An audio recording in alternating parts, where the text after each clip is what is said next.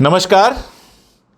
आज हमारे साथ हैं भाई भंवर मेघवंशी, सामाजिक कार्यकर्ता, लेखक। और आजकल राजस्थान में चुनाव का माहौल पूरा गरमाया हुआ है। हमने सोचा राजस्थान पे बात करने के लिए भंवर भाई से बेहतर कौन हो सकता है।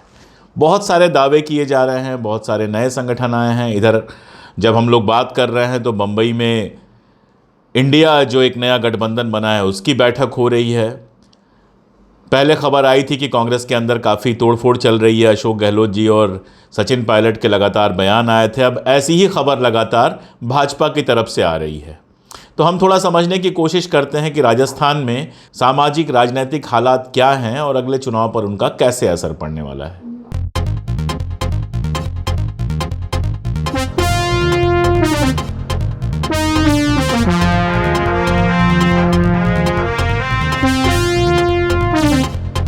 मोहन भाई, स्वागत है हमारे टीसीएच पर। आपका स्वागत है, पहली बार आप हमारे चैनल पे आए। हालांकि वैखरी में आपका भाषण पहले भी आ चुका है, लेकिन चैनल पे आप पहली बार आए हैं।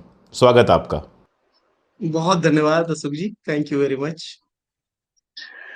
तो राजस्थान में क्या चल रहा है? राजस्थान में दो पार्टियां, टू पार्टी टाइप का सिस्टम रहा है हमेशा, कांग्रेस और बीजेपी। एक बार कांग्रेस आती है, एक बार बीजेपी आती है। इस बार कांग्रेस है तो अगर क्रम देखा जाए तो अगला क्रम बीजेपी का होना चाहिए। लेकिन बीजेपी के अंदर से जिस तरह की खबरें आ रही हैं, मेघवाल वर्सेस मेघवाल, कभी आता है कि सिंधिया जी जो हैं वो नाराज़ हैं, कभी कुछ कभी कुछ। क्या लग रहा है आपको अभी ओवरऑल सिचुएशन कैसी है राजस्थान की? पहली बात तो ये है कि इस बार जो आम तौर पे होता है कि चुनाव के 6 महीने के पहले एक ऐसा माहौल हो जाता है और ऐसा लगता है कि अब सरकार जा रही है, तो ब्यूरोक्रेसी में उसकी झलक मिलने लगती है, लोगों में उसकी झलक मिलने लगती है। लेकिन इस बार ऐसा कहीं कुछ नजर नहीं आ रहा है। हम लोग अभी 17 जिलों में 35 जगहों पर संवाद करके लौटे हैं और 21 जिलों में 2 दिन बाद निकलने वाले हैं। तो हम निरंतर लोगों के साथ जाकर के जब बात कर रहे हैं, तो ये महसूस हो रहा है कि इस बार वो जो हर बार की तरह जो होता रहा है कि एक बार ये और एक बार ये, भाजपा एक बार और एक बार कांग्रेस, वो इस बार नजर नहीं आ रहा है। एंटी इनकम्बेंसी जैसा कोई फैक्टर नजर नहीं आ रहा है और कोई बहुत बड़ा मुद्दा विपक्ष के पास यहाँ है नहीं।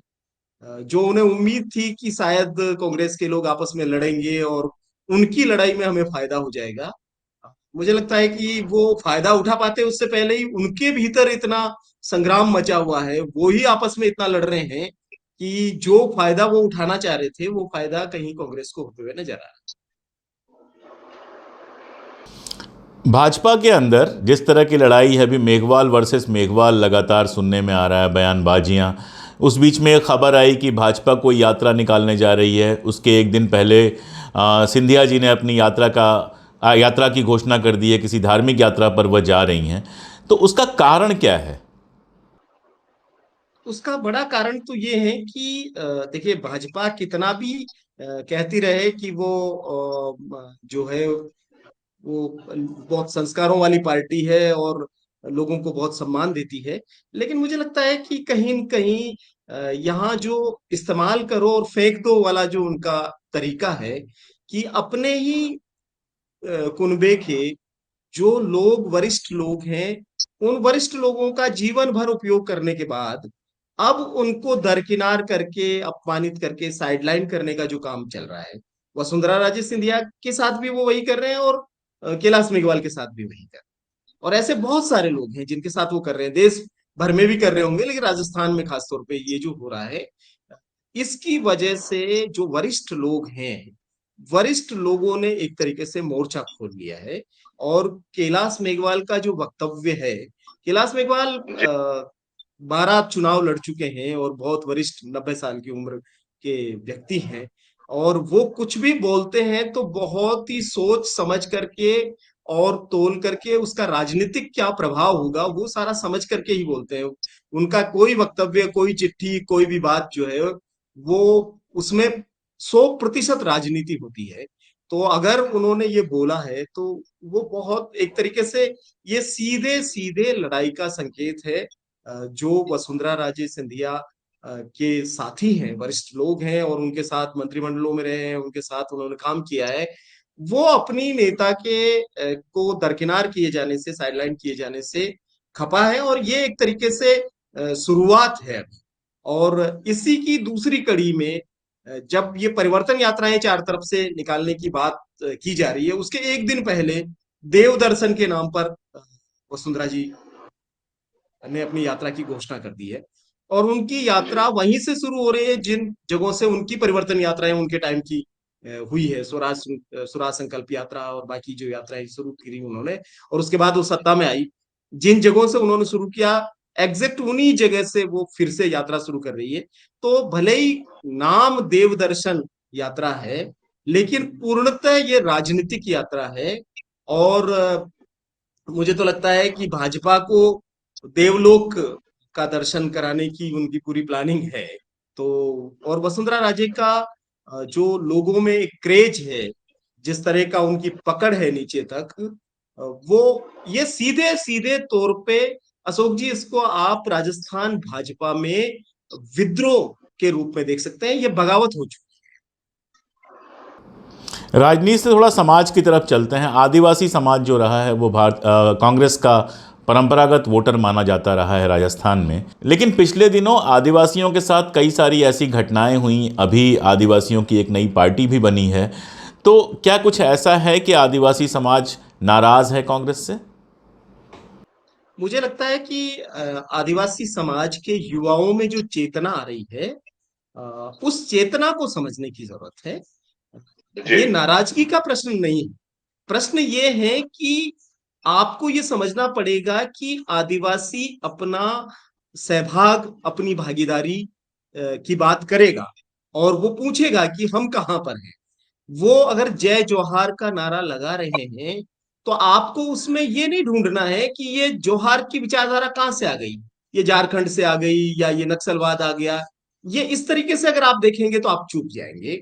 आपको ये देखना पड़ेगा कि आदिवासी समुदाय की तीसरी पीढ़ी आ चुकी है और वो अपने इतिहास को, अपनी पहचान को, अपनी अस्मिता को और अपने अधिकारों को बेहतर तरीके से जानती है।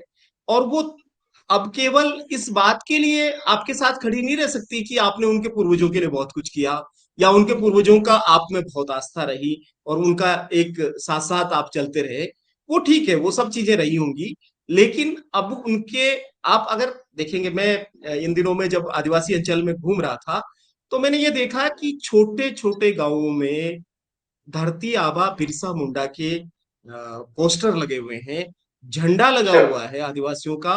भील प्रदेश का झंडा थाम करके तीर कमान लिए हुए लोगों ने अभी 5 दिन पहले ही हमारी सामाजिक न्याय यात्रा को 50 युवाओं ने आके समर्थन दिया। और 100 किलोमीटर तक वो लोग 50 मोटरसाइकिलों पर हमारे साथ चले, जबकि हमारी यात्रा एक तरीके से दलित एजेंडे के साथ थी पूरी की पूरी। बावजूद इसके भी वो आए। तो आप किसी भी आदिवासी गांव में चले जाएं आज राजस्थान के, खास तौर पे दक्षिणी राजस्थान जो टीएसपी इलाका है, उस इलाके में, और जिसको आप मेवाड़ कहते हैं, उसमें बांसवाड़ा, डूंगरपुर, प्रतापगढ़, चित्तौड़गढ़, उदयपुर, राजसमंद और भीलवाड़ा, इन जिलों में आप अगर किसी आदिवासी गांव में जाएंगे तो वो बिरसा मुंडा को जानते हैं, वो जयपाल सिंह मुंडा की बात करते हैं, वो टंट्या भील की बात करते हैं, वो मानगढ़ की बात करते हैं, वो अधिकारों की बात करते हैं, वो अनुसूची की बात करेंगे, वो वन अधिकार मान्यता कानून की बात करेंगे।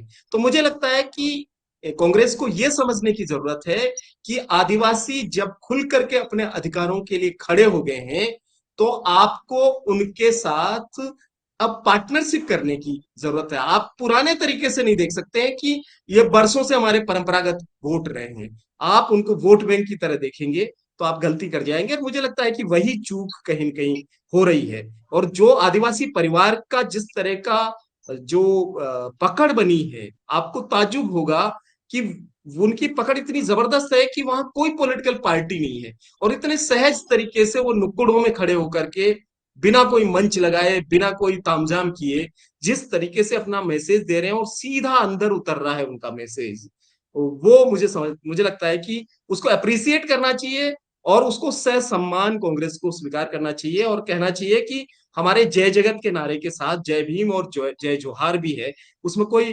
विरोधाभास नहीं है, वो अलग नहीं है।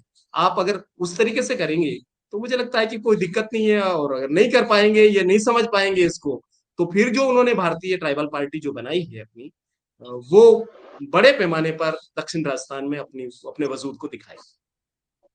और मुझे लगता है कि पहली बार आदिवासियों की कोई ऐसी विचारधारा आधारित पार्टी बनी है राजस्थान में। ये जो भारतीय ट्राइबल पार्टी बनी है बीटीपी, पहली बार शायद आदिवासी पहचान की विचारधारा आधारित पार्टी बनी है।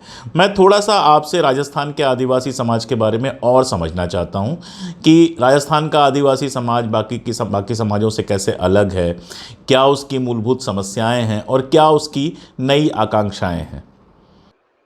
देखिए, अगर आप राजस्थान के अनुसूचित जन मतलब जो जनजाति समाज है उसको देखेंगे तो उसको थोड़ा फर्क करके देखना पड़ेगा। एक इलाका है जो पढ़े लिखे आदिवासियों का है, जनजाति के लोगों का है, खासतौर पे जो मीणा समाज के लोग हैं वो पढ़े लिखे हैं, आईएएस आईपीएस में गए हैं, तो वो उनको आप अ, उधर देखिएगा। लेकिन अगर आप दक्षिणी राजस्थान देखेंगे और बारां और झालावाड़ का जो कोटा वाला हड़ौती बेल्ट का इलाका है, जहां पर कथोड़ी और सहरिया नाम की जो आदिम जनजातियां रहती हैं, उनकी परिस्थिति बहुत ही गंभीर स्थिति में अभी भी है। शिक्षा की स्थिति वहां काफी कमजोर है, चिकित्सा की कमजोर है। तो वो एकदम अभी भी जिसको हम मुख्य धारा कहते हैं उससे बहुत दूर हटे हुए वो लोग हैं, और उनके लिए विशेष योजनाएं भी लागू की गई। वहां 200 दिन का मनरेगा का रोजगार भी दिया गया और काफी कुछ चीजें की गई। एक और इलाका है जो बड़ा इलाका है, और ये जुड़ा हुआ है आपके गुजरात के डांग आदिवासी क्षेत्र से, अलीराजपुर झाबुआ वाला जो क्षेत्र है मध्य प्रदेश का, उससे। तो ये जो इलाका है ये विशुद्ध रूप से आदिवासी जिसे आप कहते हैं, जो अरावली के सघन जंगलों में जो लोग रहते हैं, अ, और बिल्कुल आदिवासी की तरीके से रहते हैं। वो केवल लिस्ट में जनजाति है ऐसा नहीं, बल्कि वो वास्तव में ट्राइबल हैं, वास्तव में आदिवासी हैं।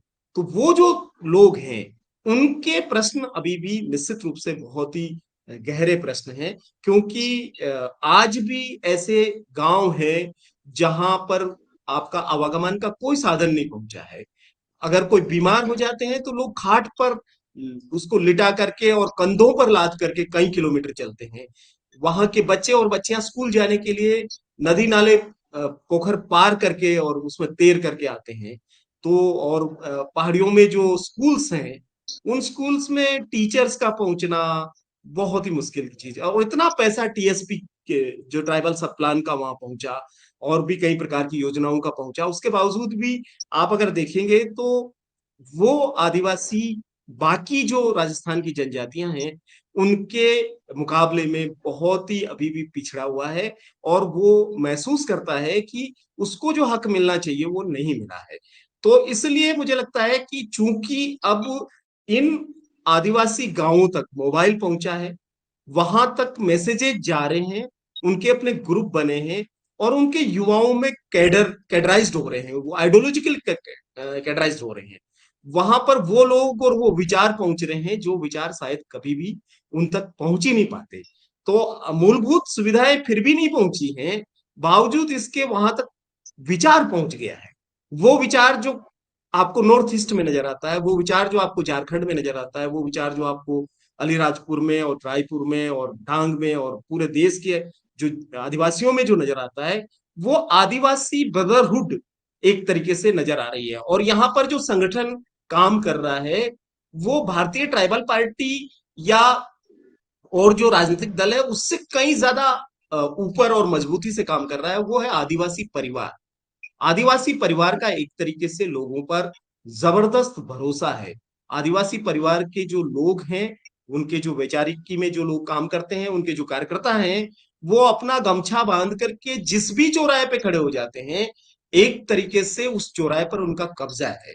और उनकी कही हुई बात का की जो क्रेडिबिलिटी है, मुझे लगता है कि राजनीतिक दलों को उनके पास बैठ करके सीखना चाहिए कि किस तरीके से लोग ये उनकी, और बिना किसी संसाधन के, बिना किसी बड़े तामझाम के वो लोगों में पकड़ बना पा रहे हैं, और वो अपनी हिस्ट्री पे भी बात कर रहे हैं, अपने वर्तमान पे भी बात कर रहे हैं।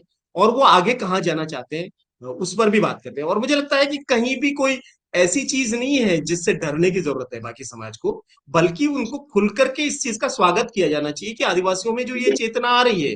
आप सोचिए कि वो संविधान के प्रति बात कर रहे हैं, वो लोकतंत्र के प्रति बात कर रहे हैं, वो उन चिंताओं पर बात कर रहे हैं जिन चिंताओं पे कॉन्स्टिट्यूशनल क्लब में बैठ करके आप दिल्ली में बात कर रहे हैं या हम और कहीं जगह पे बात कर रहे हैं। अगर किसी बिल्कुल एक छोटे से पहाड़ी जो उनका फला या बाड़िया हम कहते हैं, वहां खड़े होकर के 5 आदिवासी बच्चे गमछा बांध करके अपना झंडा हाथ में लेके भील प्रदेश का और आदिवासी परिवार का, अगर उन चिंताओं पे बात कर रहे हैं जिन चिंताओं पर हमारा पूरा देश बात कर रहा है, तो मुझे लगता है कि ये एक शुभ संकेत भी है। लेकिन वो बेहद जो विकास की पूरी धारा से रह गए हैं एक तरफ, और जो जिसकी वजह से उनके अंदर एक असंतोष और आक्रोश है, उसको भी समझने की जरूरत है, उसको एड्रेस करने की।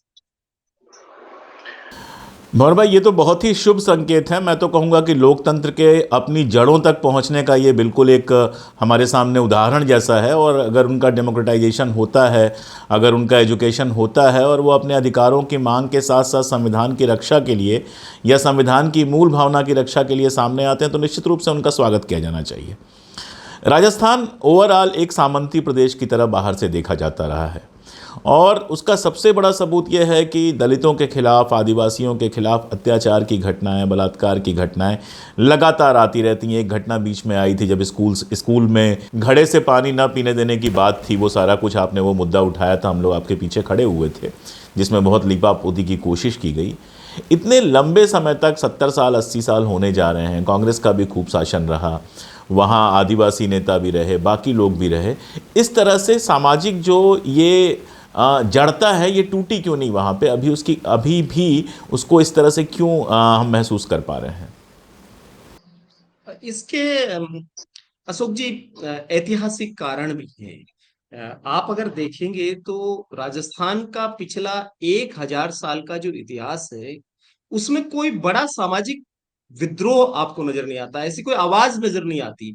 हमारे यहाँ कोई रविदास नहीं है, कोई कबीर नहीं है, कोई फुले नहीं है, कोई वो जो जो एक तरीके से रेजिस्टेंस की जो आवाज होनी चाहिए, उसका सर्वथा अभाव यहाँ पर रहा।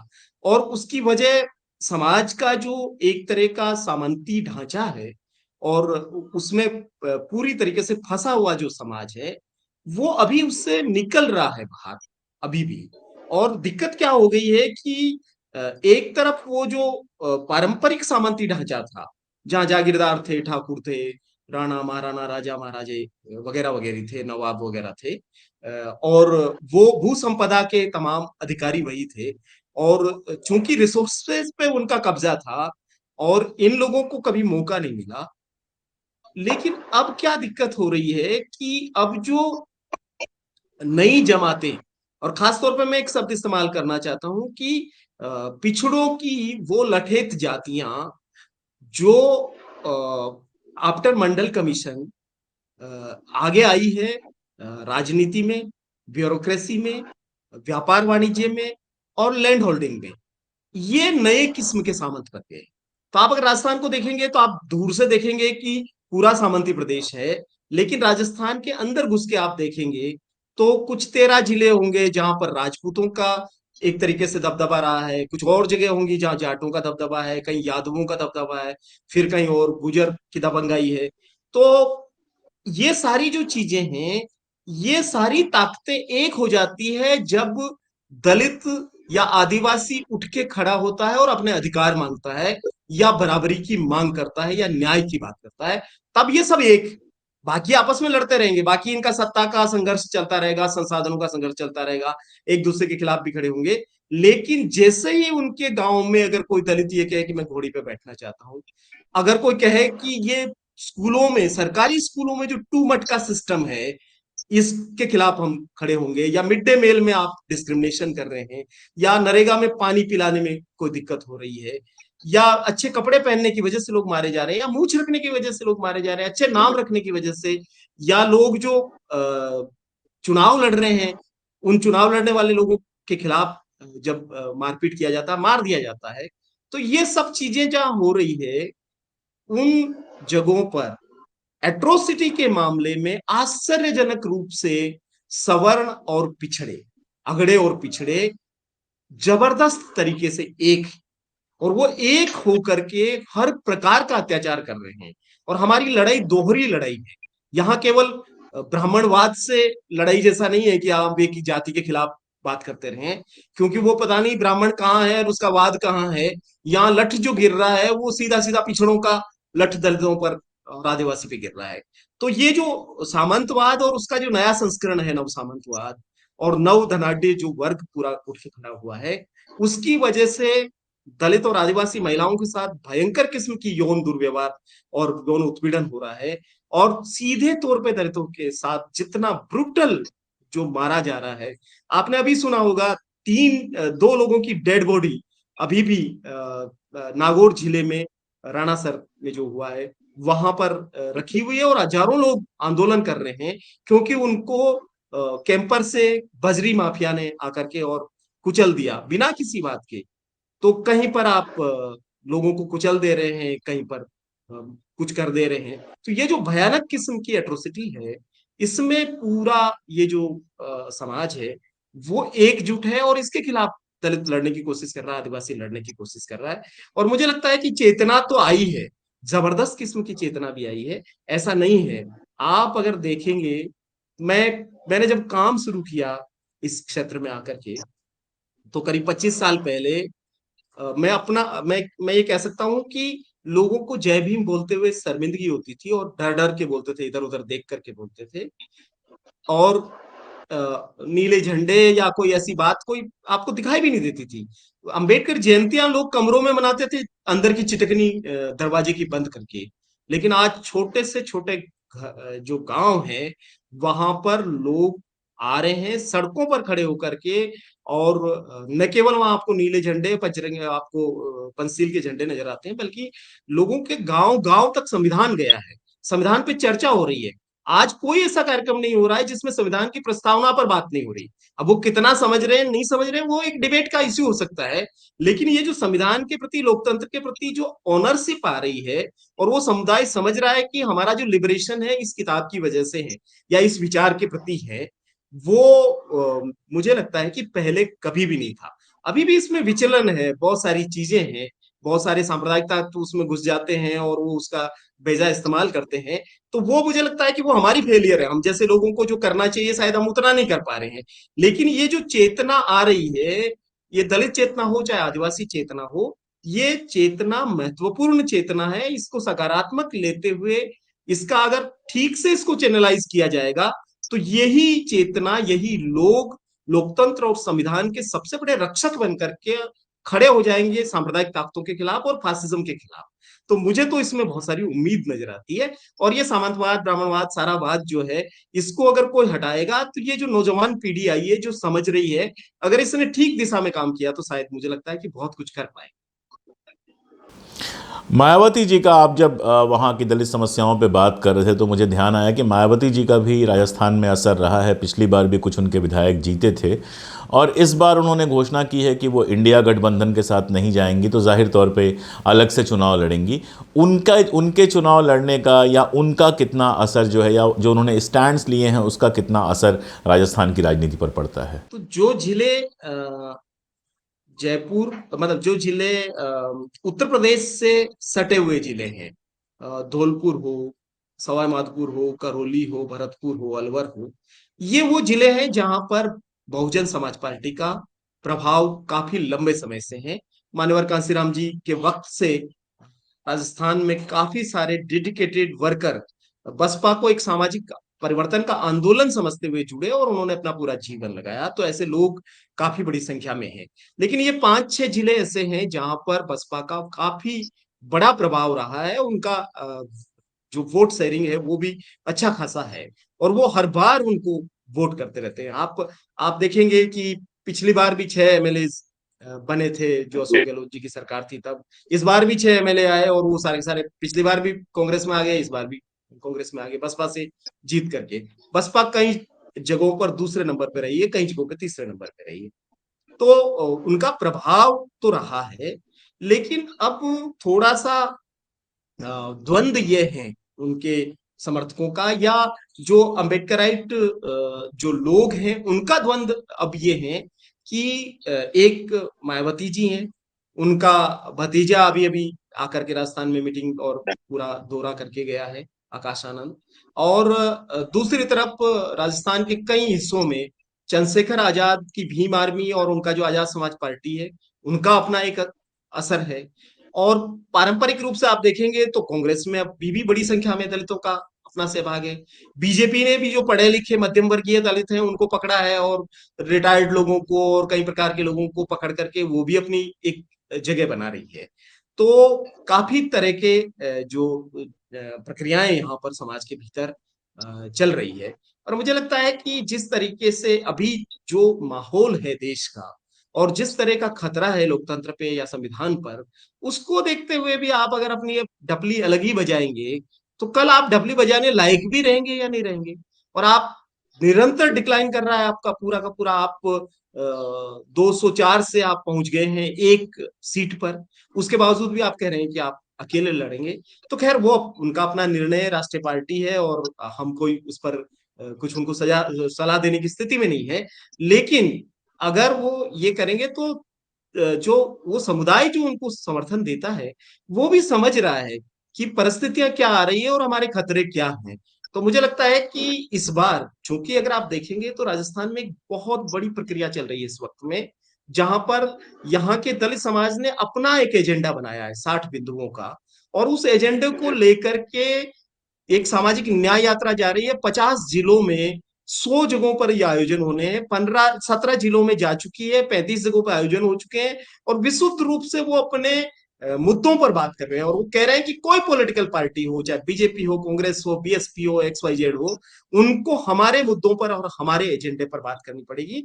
और उसमें उसमें संविधान की रक्षा एक सबसे प्रमुख मुद्दा है। जिस तरीके से लोग संविधान बदलने की बात कर रहे हैं, तो हर मीटिंग की शुरुआत प्रस्तावना पढ़ करके हो रही है, और अंत जो हो रहा है इस संकल्प के साथ हो रहा है कि हम संविधान को खत्म करने वाले लोगों के को कभी भी मजबूती नहीं देंगे, हम उनको चुनौती देंगे। तो मुझे लगता है कि जो दलित पार्टियां हैं या बहुजन समाज की पार्टियां हैं, उनको समझना पड़ेगा कि समाज जो सोच रहा है, अगर वो उनके साथ खड़े नहीं होंगे तो वो अप्रासंगिक हो जाएंगे। क्योंकि समुदाय जो है वो ज्यादा बेहतर तरीके से समझ पा रहा है। 2-5 नेता जितना समझते हैं, उससे कहीं ज्यादा आम जन समझते हैं। और आप अगर आम जन की समझ और उसकी समझदारी को अगर आप अगर मौका दें और उसको अगर आप स्वीकार करें, तो मुझे लगता है कि आप गलत निर्णय नहीं कर सकते हैं, आप सही निर्णय करेंगे। और ये बहुजन राजनीति को अपने पतन से अगर बचना है, तो उनको अपने समुदाय के आम जन से प्रेरणा ग्रहण करनी चाहिए, उनसे सलाह ग्रहण करनी चाहिए, बजाय कि कहीं एक जगह पर बैठ करके वो तानाशाही तरीके से कहें कि हम यहाँ जाएंगे, वहां जाएंगे, ये करेंगे, वो करेंगे, या अकेले लड़ेंगे या किसी के साथ मिलकर लड़ेंगे। मुझे लगता है कि ये समय सबके साथ मिलकर के लड़ने का है। अकेले लड़ने से आप कुछ भी हासिल नहीं कर पाएंगे, अपना भी नुकसान करेंगे, समाज का भी नुकसान करेंगे, और देश का भी नुकसान। तो भंवर भाई से ये बातचीत हम आगे भी जारी रखेंगे। भंवर भाई यात्रा पर निकलेंगे और यात्रा से जब वो फ्री होंगे तो उसके बाद फिर हम एक बार उनके साथ जुड़ेंगे और उनसे पूछेंगे इस यात्रा का पूरा अनुभव कैसा रहा। लेकिन कुछ आज बेहद महत्वपूर्ण बातें उन्होंने बताई। पहली बात तो ये कि एक बार कांग्रेस एक बार बीजेपी की जो परंपरा चली आ रही थी, उसमें चुनाव के 6 महीने पहले ये लगने लगता था कि सरकार जाने वाली है, उसका असर दिखने लगता था। उनका कहना है, भंवर भाई का कहना है कि इस बार एंटी इनकम्बेंसी जैसा कुछ नहीं दिख रहा है। दूसरी बात उन्होंने कही कि वसुंधरा राजे सिंधिया का एक अपना प्रभाव है, उनके साथ चलने वाले लोग हैं, और इस बार जिस तरह उनके साथ व्यवहार हो रहा है उससे भारतीय जनता पार्टी के जो प्रॉस्पेक्ट्स हैं वो बिगड़ सकते हैं। और तीसरी और सबसे महत्वपूर्ण बात उन्होंने कही कि राजस्थान के अंदर दलित और आदिवासियों की जो नई पीढ़ी है वो लोकतंत्र को लेकर, संविधान को लेकर और अपने अधिकारों को लेकर बेहद चेतन है। अगर राजनीतिक पार्टियां उनको सम्मान नहीं देंगी, उनकी मांगों को नहीं समझेंगी और पुराने तरीके से ही ये मान के चलेंगी ये हमारा वोट बैंक है, वो हमारा वोट बैंक है, तो दोनों पार्टियों को अच्छा खासा नुकसान हो सकता है। आज के लिए बस इतना ही। अगले किस्त में हम आगे कुछ और मुद्दों पर बात करेंगे। बहुत शुक्रिया भंवर भाई। Thank you very much.